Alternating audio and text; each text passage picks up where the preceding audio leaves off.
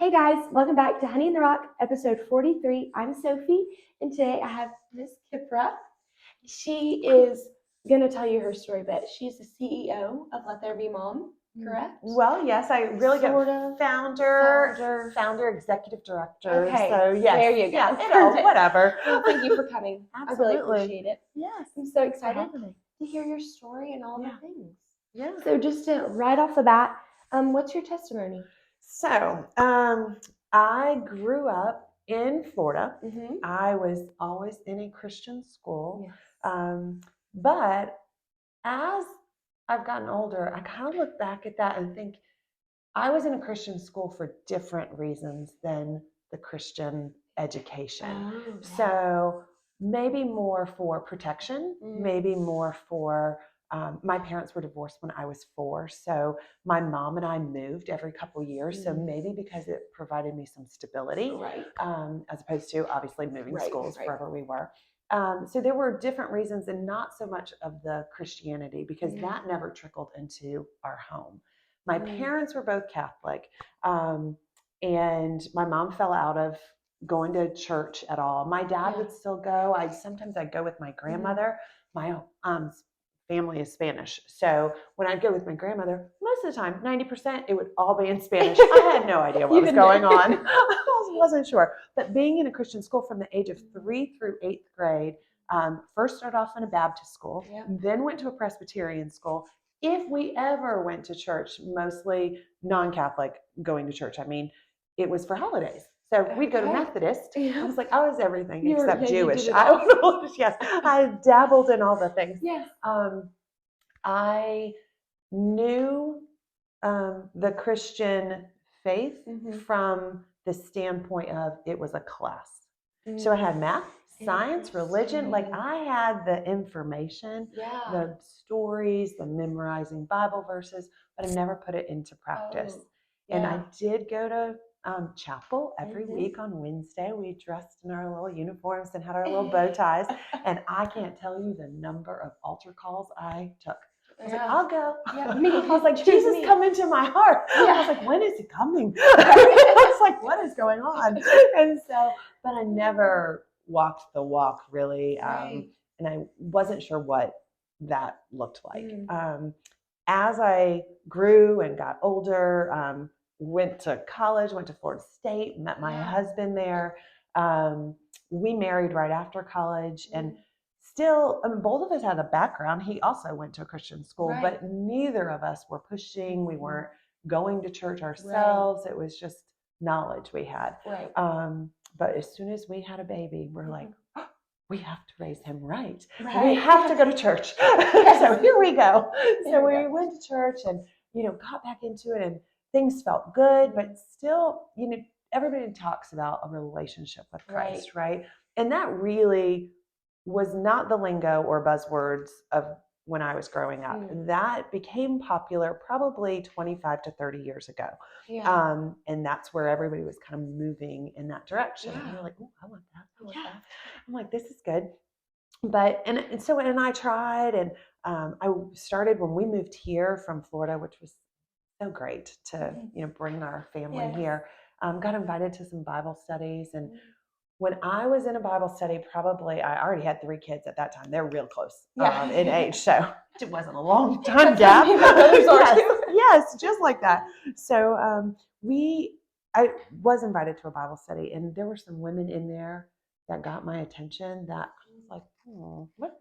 Wait, they're doing something a little different. Like it wasn't just soaking in the knowledge and spitting it back out. And like nobody was going to test me on this. And I was watching them, and they had such a huge impact on me because they wanted to learn it. They were diving in. There was something infectious about the way they were doing this. And so I started to crave that more.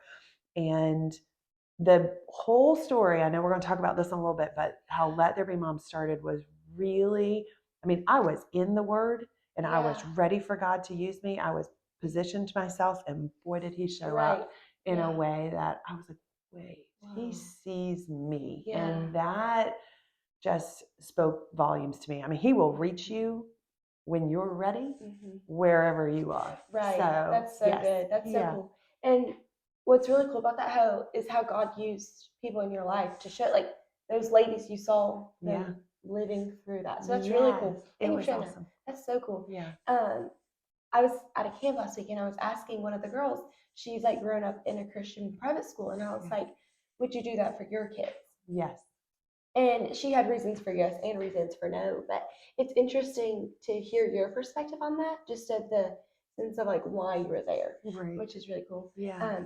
And so for the people who don't know what Let There Be Mom is, what is Let There Be Mom? So Let There Be Mom's a local nonprofit. We're based in Greenville, right on 35 and Woodruff Road. Yes. We started in 2007 with the mission of serving moms and dads who've been diagnosed with life-threatening illnesses. We help them to set up their legacy for their children. All the families we serve have at least one child that's under the age of 19, so 18 and younger. Mom or dad are the ones that have been diagnosed. 85% have cancer, but we have ALS or need organ transplants or something like that.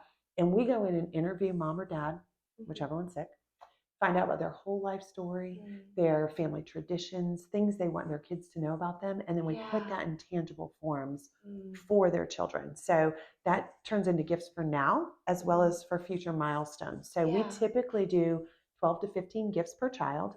And those, can look like, it's anything sentimental. So I'm trying not to talk about any recent families that I'm working with, so I don't give anything away. But I'm like the things of the past. Really, the very first mom that we worked with in 2007, she was a cake decorator, and so she loved to make her daughter's birthday cakes. So we brought a pottery studio in, and together they painted, a cake pedestal plate and dessert plates. So that's her daughter's, starter set when she is at, when she gets her first home. We did, quilts made out of her clothing. We have a special clay that we can get an impression of mom or dad's thumbprint. So all the kids get a thumbprint charm necklace. We worked with a dad who was a race car driver. So we took one of his tires and we had it made into keychains for his son. So when they get their driver's license, so lots of things. And again, it's like 12 to 15 gifts per child. Sometimes, parents mix it up and like want the girls to have this, the boys to have that, or no, I want this one to get this one to get this. And so everything's different. So there's a lot of balls in the air at one time. We currently are working with 18 families right now.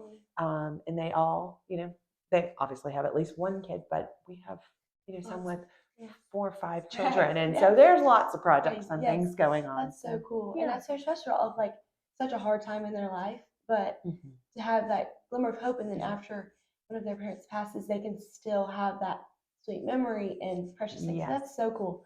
And so I think you shared a little bit how you started it, but how did you start this? So it was a very cool story. So at the time we were attending Brookwood Church, and this is October of 2006 time frame. So October 2006, I was dusting a picture of my girls. I was like, I tell everybody, I'm never cleaning again because look what happened. The one time you cleaned. I know. I'm like, the one time. Like, what's going on? So dusting a picture of our 2 girls. So we have a son and 2 daughters. And so it was just a picture of them at the beach. And we go to the beach, family tradition every year kind of thing. So I was all of a sudden just overwhelmed with this weight of what would they remember if something happened to me. So I researched starting a business that did that, could not find one, or researched finding a business that would do it. And there wasn't one. So then I researched starting a nonprofit and decided there was no way I was doing that. Our kids were 4, 6, and 8 at the time. And I was everybody's room mom and everybody's everything. Like just, I was super busy. I had no time. And so I was like, well, I'm not doing that. So then we're at church that November, and one of the pastors preaching, and he said, is God asking you to do something that you don't know how to do? And I was like, no. And I meant it because I really had put the idea out of my head because it was so overwhelming. I was like, I was done with that. So we're back 2 weeks later, and another pastor said, is God asking you to do something that you don't know how to do? And my husband was like, why is he looking at you? And I was like, I don't think he is. Maybe. Yeah. Okay. So I said, he had us stand up and pray. So I was just praying with all my heart, Lord, if you want me to do something, because I was feeling this prompting, but again, the idea was gone. So I didn't know what I was being called to.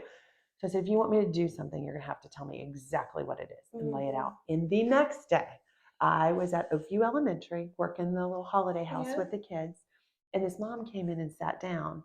And the other moms that were in charge were kind of up and around. And I was just shopping with little kids. Well, this mom comes to me and asks me if I could get her child out of class. I was like, I can't do that. So I was like, no. And so she goes and sits back down. Well, the other moms were like, why is she just sitting there and not helping us? Like, why did she show up and she's not volunteering? I'm like, I have no idea. And so then she comes, can you please get my son out of class? I was like, I cannot. And so we keep doing this. And so finally she comes, she goes, he's on his way. What will I do? And this is his list. And she had this spiral notebook of pages.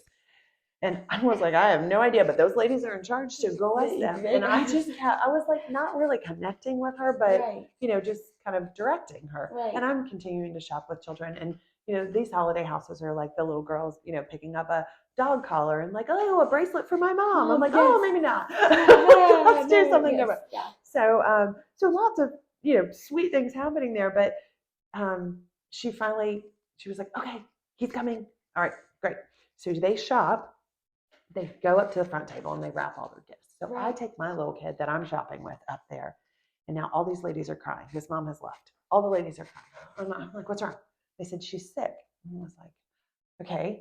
Like, does she have the flu? Like, are we all getting sick? Like, what's wrong? And so, And so they're like, no, she's sick. I'm like, okay, I'll go check on her.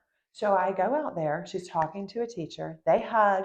Teacher goes in the room. Mom turned around, collapsed in my arms. So the doctors have run out of things to do. And I think this is my last Christmas with my boys. And I don't know what to do. And the whole concept came flooding back. And I was like, I know what to do. And I felt, the Lord was right there. I was like, whoa, that was a fast prayer. But I went home and my Bible was still on our counter from the day before. I opened and played Russian roulette, which I don't really recommend this, but I did it. And I was in 2 Kings, and it said, I have heard your prayers. I have seen your tears.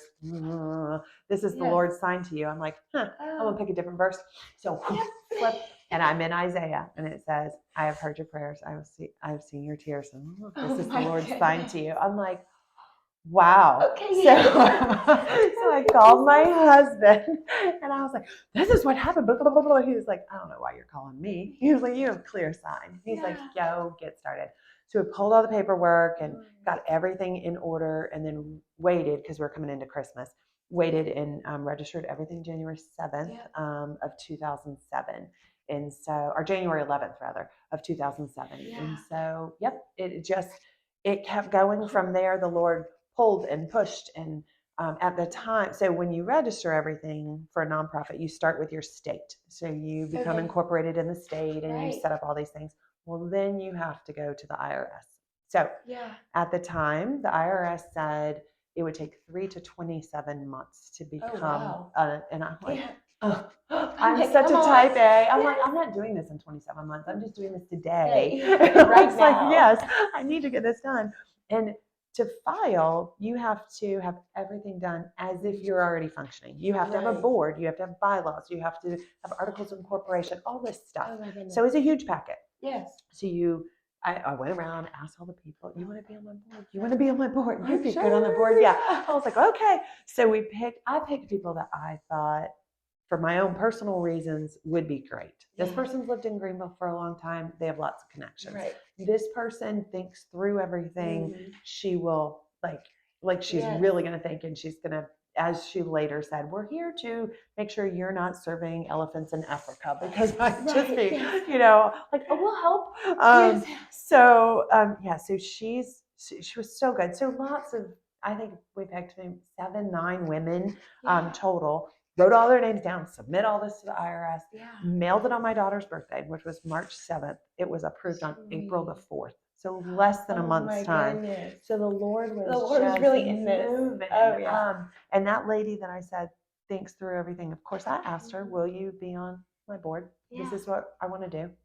She said, I need to think about it. I'm like, oh, for goodness sakes, start thinking after you say yes. But she wanted to talk to her husband about it. And she's such a strong faith and such a great role model of a Christian wife and mom. And so she talked to her husband. She goes, Kipra came to me with this.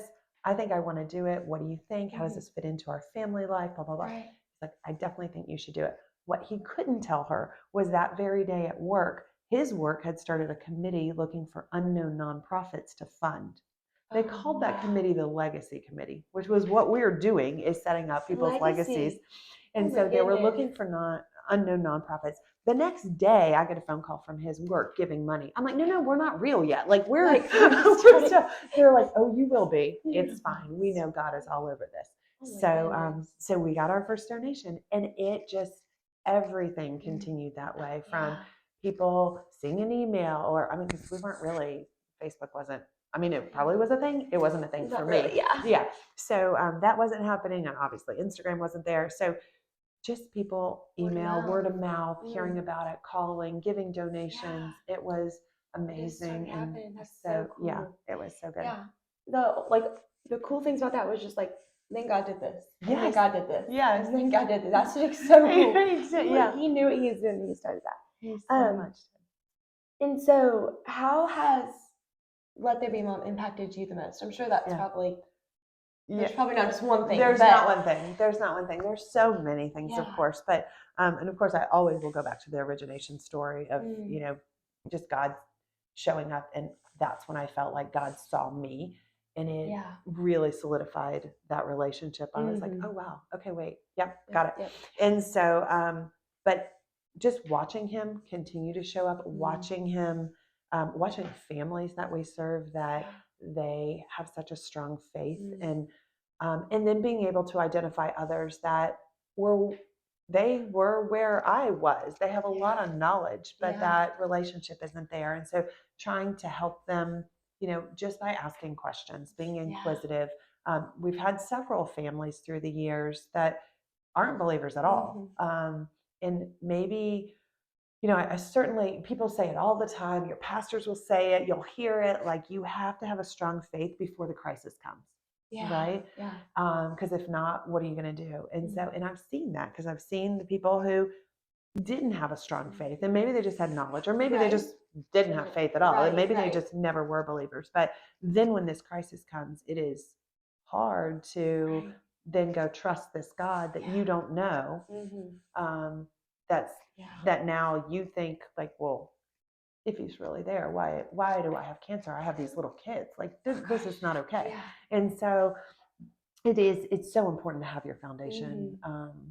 So yeah, just strong and built in faith in the Lord. But it has given me the opportunities many times, of course, the start story, because the people who aren't without fail, those who cannot answer, because I do ask them about their faith, because that's those who have a strong faith, and I will say in whatever religion they believe, but we're blessed here that, in the Bible Belt. In the Bible Belt. It's, 95% Christianity in the people that I'm working with anyway.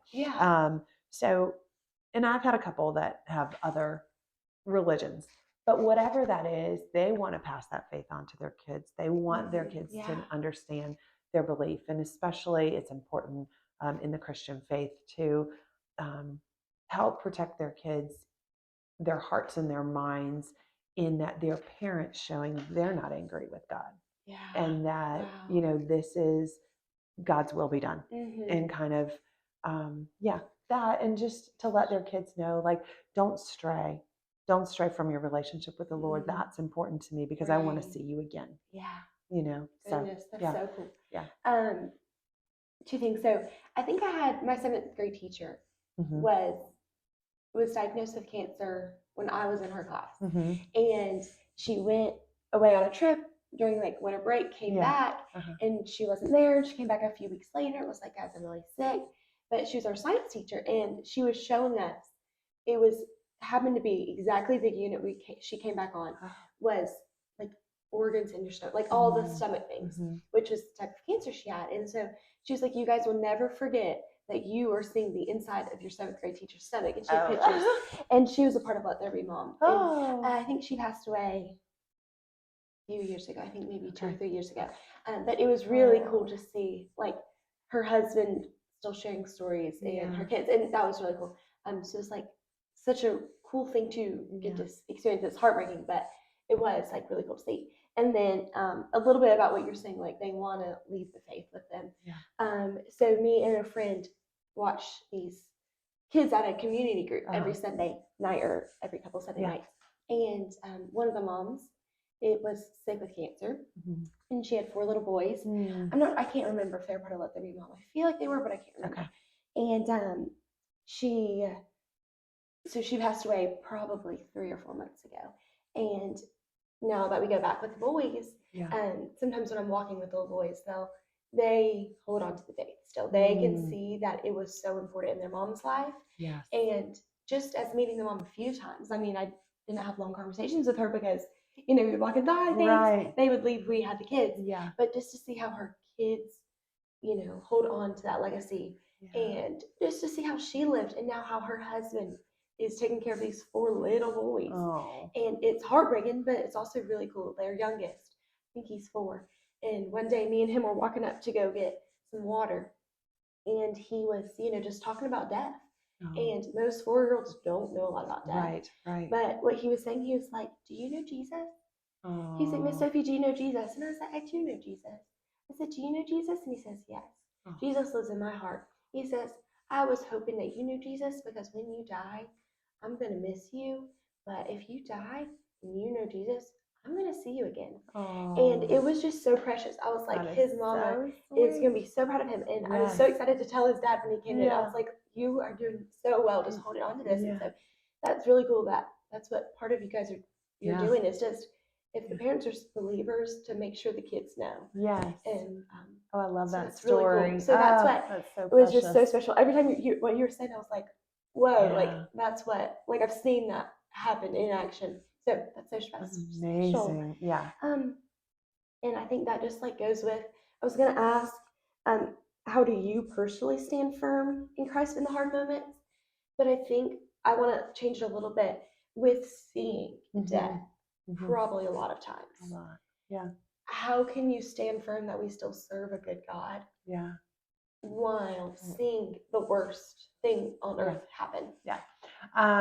So I feel very strongly that this is all God's story, and we're just little characters in it, right? So we're not meant to be here. No. We're meant to be with him. Right. So I have that strong faith in that, like, this is a long vacation. I haven't gotten to where I'm going, right? I'm going to need a nap. So it's this is just the journey on to where we're meant to be. So I know that we're going someplace better. And that, for me, when I see people with a strong faith, I know they're going someplace better. I know that while here, I have this role to play. I've been granted the privilege to play a role in. Does God need me? No. Does he? It's like there's all these things. He's not, anything he's doing is not dependent on me, but he has given me something that I guess gives me, fulfills me in a way here for the time that I have here. And because I just have a servant's heart. I mean, that is one thing that, I feel like, yes, I am just I'm going to do a yes. I don't know. Let's just go. Let's help somebody. Let's do something. And he's laid that out for me. So I love that. But yeah, I think just the faith that he has something better for us, and that's where we're headed, is so great. And to know, I mean, the world obviously is extremely broken. And if we said that, like, okay, well, he's not a good God because he lets me leave this world, I'm like, we're all ready to kind of, it's like, so I think there's that. And I do in these moms, and the moms are emotional feelers, so the deeper conversations are happening with them. I mean, the dads are awesome, and and some of them will let me in a little bit on that, but the moms are quick to express, the ones with the strong faith are quick to say that this is not a loss for them. It's a loss for the people left behind, their kids. They don't want to miss out on those things. They don't want to think of their kids living without a mom or a dad. But they're like, I'm getting a good deal. On Yeah. this one. Yeah. I'm the So one. I'm like, yeah. So I think, I've seen and heard that so much, and it's just part of I mean, people will go, how can you talk about death? I'm like, well, you know what? Here's the thing. As soon as you're born, you're dying. I'm like, it is like a day one. Welcome to the journey to your death. This is on it. Yeah. It doesn't scare me to talk about. I know a lot of people are like, you can't talk about dying. I'm like, okay, well, see, here's the thing. We're all doing it. We're all on that journey. Goodness, yes. So, yeah.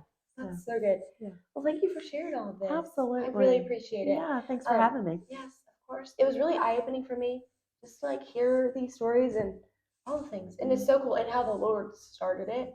It's so cool. A little bit of how he started the podcast was that. Yeah. I was like, no, Lord, you chose the wrong girl. I don't know how to work technology. And he was like, yeah, you do. And he made it work. That's fantastic. I'm not going to say it's an easy sense, but just the things when the Lord is calling you to do something to grow his kingdom, he's going to, absolutely. It's not going to be easy, but he's going to make it happen. He will. He will. So cool. Despite us, he will make the things happen. Yes. The biggest barriers will be us. Yes, that's right. Yeah. Well, I really appreciate it. Thank you. Yes, thanks for having me. Yes. All right. And thank you guys for listening, and see you next Tuesday.